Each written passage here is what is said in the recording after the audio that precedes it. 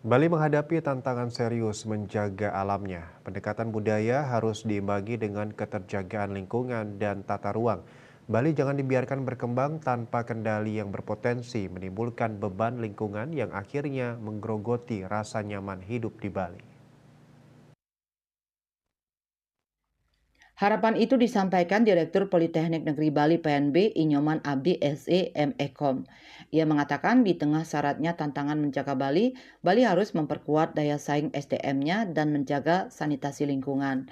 Pemerintah Provinsi Bali sejak Agustus 2023 telah berkomitmen untuk mewujudkan EBT dan telah dituangkan dalam berbagai regulasi daerah.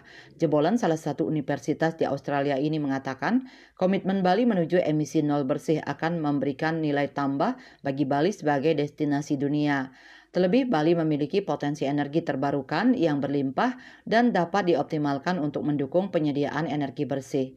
Menurut Nyoman Abdi, Bali harus dijaga pariwisatanya melalui energi yang bersih. Jika pariwisata Bali tidak dijaga, maka pariwisata ini akan menjadi pariwisata yang memberikan polusi kepada masyarakat yang ingin bepergian ke Bali. Dengan energi baru terbarukan ini, sebagai langkah membangun pariwisata hijau berkelanjutan di Bali.